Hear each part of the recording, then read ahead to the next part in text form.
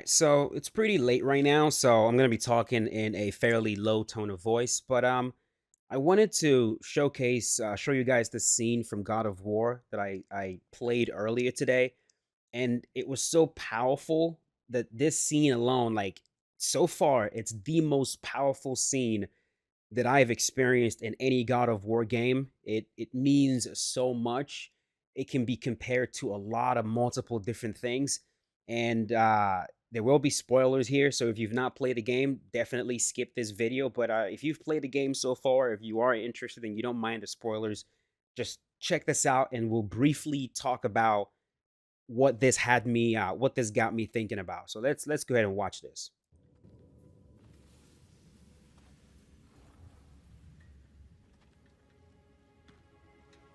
Kratos, Freya, and Mimir's head enter the home of the Norns, tentatively.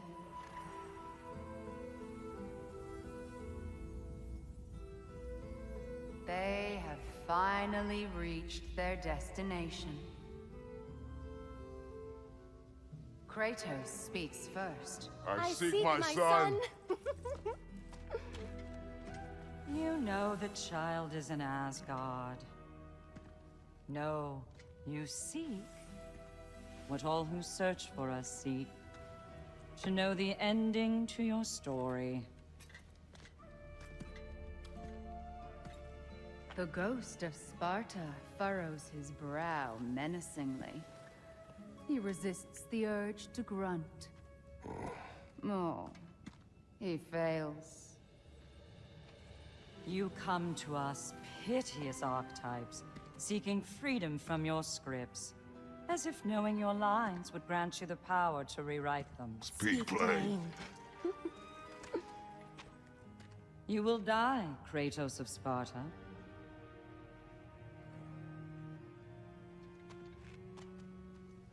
But you called him the destroyer of fate. There must be a way to subvert destiny. There is no destiny, Puck. The protagonists are speechless.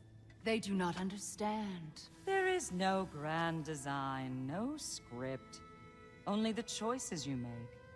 That your choices are so predictable merely make us seem prescient. When my son was born, shut up!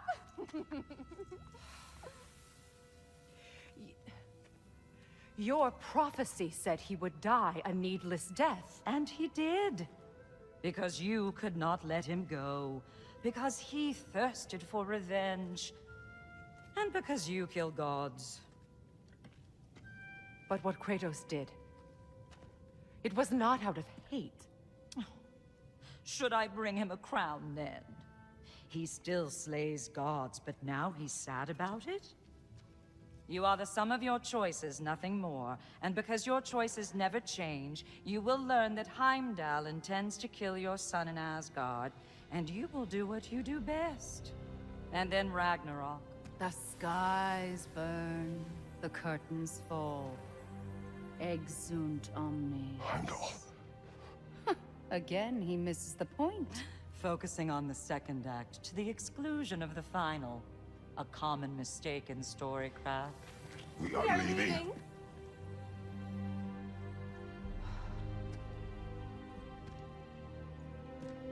He stomps away, followed closely by Freya. I enjoyed your story, Kratos. Pity it has to end so soon.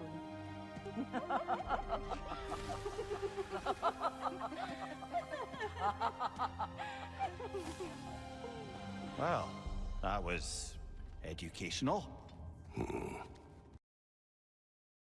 Ridiculously powerful scene, absurdly powerful scene. So pretty much the story of Kratos in a nutshell. He's a guy who is doomed to repeat things that he did in the past. He's a man who is very quick to anger.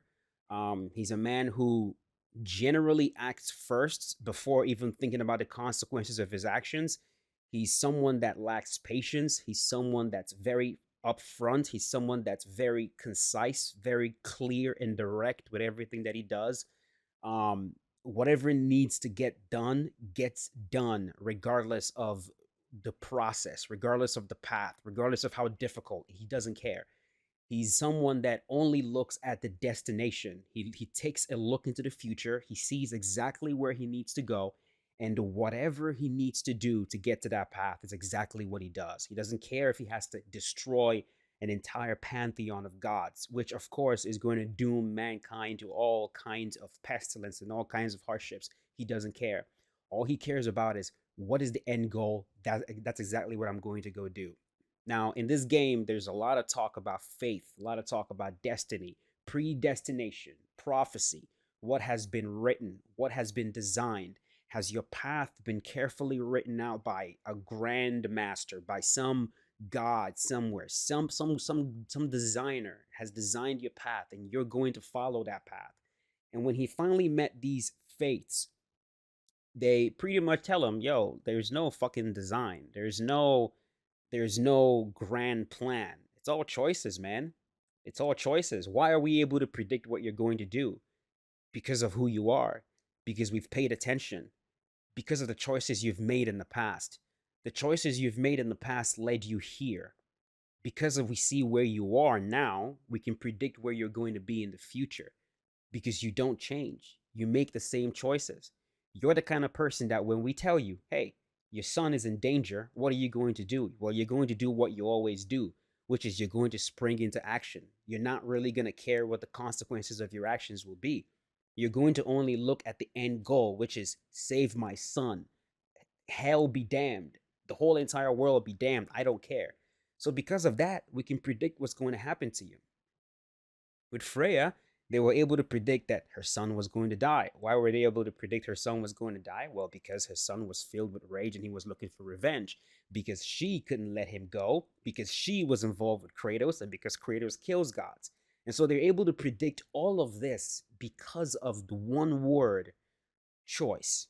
The word choice. That at the end of the day, we are who we are. And this whole entire scene, in the span of however long, like 3 minutes that it lasted, had me thinking about literally every single aspect of life, including fighting, right? Like, the best fighters in the world, as we've seen multiple times, are fighters who are able to do their homework, fighters who are able to make predictions based on what their opponents have done in the past. That's the whole entire point of game planning. You go back, you watch tape, you see what your opponent's tendencies are. Because of your opponent's tendencies, aka the choices they make. For example, what choice do they make on the feet? What choices do they make on the ground? What choices do they make against the cage? What choice of submission do they favor? What's their favorite stance? When you understand the fighter's choices, when you understand all the choices that they make, beating them becomes easy. It almost becomes like you're prescient, like you can see into the future. You know exactly what they're going to do. You know what they're going to do if you take them down. You know what they'll do if you throw a jab at them, if you throw a cross at them. The more studied you are, the more you know about the person, the more you can predict exactly what they're going to do.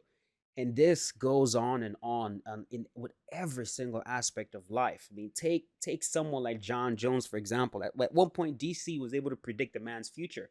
DC was able to say, hey, he's going to keep getting in trouble. He's always going to get in trouble. Why? Because he's gotten in trouble over and over and over again up until now.